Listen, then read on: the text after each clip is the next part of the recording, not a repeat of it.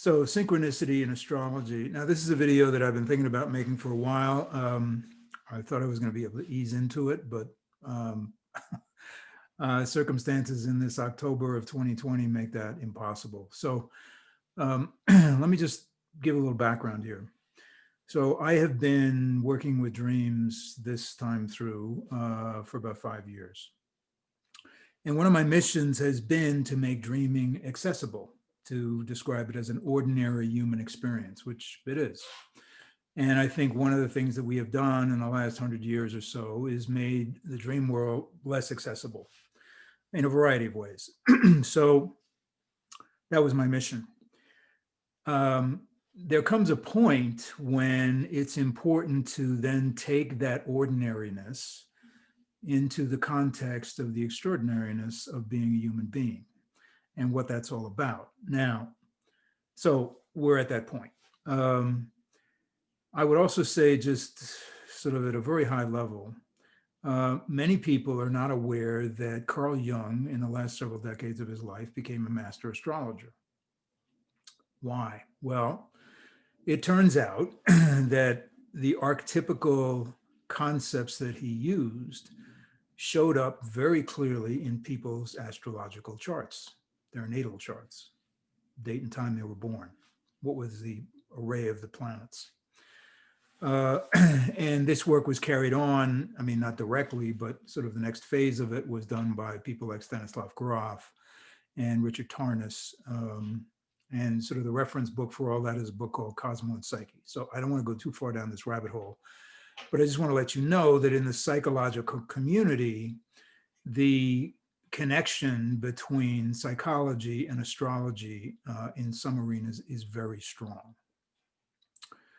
Now, one last digression here. There was a time in my life when I studied tarot. I did it for about 5 years. And what became clear to me is that the idea of prediction by using tarot cards is a very, very narrow slice of what that esoteric tool is about. My take on astrology, same thing. It makes us feel better if we know what's going to happen. But the fact of the matter is, what astrology is about and what the tarot is about is really understanding the set of energies that we are operating in. Period, full stop. Okay? Because you then have what we call free will. You can either ignore that, you can dance with it, you can accept it, you can fight it, all kinds of things that you can do. But the astrology of the moment basically gives us an energetic picture of what is happening in the world. Okay, October is a very tough month. October gives us the opportunity to either step back and play what we might call the long game, understanding that there are plenty of opportunities to either get into conflict with people or be on the receiving end of conflict with somebody else. Now, obviously, we are in an election period in the United States of America. I think probably everybody in the world knows that. That's not what I'm talking about. I'm talking about the individual. And that probably is a major force in many individuals' lives. They're involved in politics and so forth. But even if you're not, these energies are tough stuff. And what is essential is to keep your counsel as you go through this. So how do you do that? Well, here's what's fascinating to me. Dreams will give you the opportunity to understand what your path is in an energetic constellation, the likes of which we are moving through now. All right. They will, if you use them, allow you to center yourself, allow you to understand what purpose you have. And I see this overwhelmingly in the last several weeks of my practice. And that's why I would urge you, if you're having some kind of difficulties, if you're under some kind of stress, give me a call. Let's talk. Send me an email. We'll set up a time. Because this is not the time to engage voluntarily in any kind of conflict. It's not just not useful. Now, you may be on the receiving end of some kind of conflict. You might have gotten served with papers in a divorce. You might, unfortunately, be in a court process where you're going to get evicted. Still, in that experience, it is essential for you to not react, to not respond with a force that you think is justified. Because in the moment, very little force is justified, because there is such an array of conflict in the energies in the world that it's not something you want to get involved in. So, why is this called synchronicity and astronomy? Because basically, if you look within a dream, it is synchronistic. What does that mean? People appear and disappear, right? They do that for the purpose of weaving a story. And people appear and disappear in your life, as well as events and opportunities and so forth, for the same reason. They are part of an energetic constellation that is happening. Now, you can either become aware of that or not. Again, your choice. Not being aware of it in times like this, can you get yourself in some serious problems? So I'm being a little bit strenuous in this video to say to you, if nothing else, hit the pause button. Okay, don't send the text, don't send the email, don't pick up the phone and pick a fight. You know, if somebody wants to argue about where they were in line in the supermarket, you know what? Fine. You were ahead of me. It's okay. Whatever it is, take that path now. And here's the flip side. Whenever you get into these kinds of energetic forms, there's always another side to it.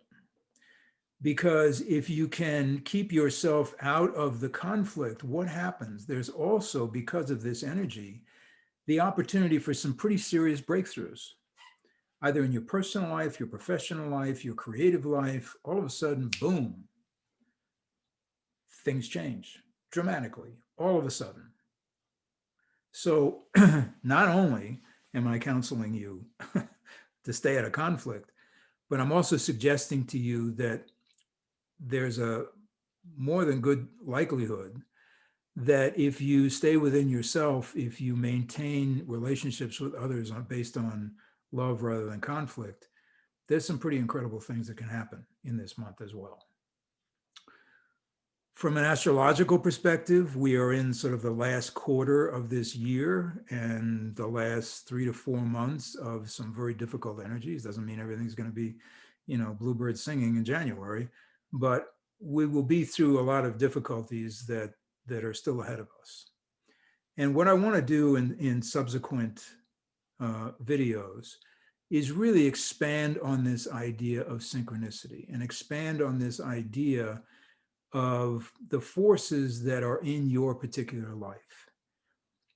Jung called them archetypes. I get a little nervous about when people start talking about archetypes because it's one of those words that you can shove all kinds of stuff into and pretend you know what you're talking about. So we'll explore that a bit. But there certainly is a relationship between your dream world, your natal chart, and this idea that people and situations appear in your life in a very synchronistic way. That is to say, in a way that addresses the energetic state that you are in a positive way. Okay. So that's my message to you today. It's probably fairly short and brief, but I think it's incredibly important. And I really am, as I say, I'm available. I don't charge for consultations. If you start having nightmares or dreams you don't understand, let's get a handle on them.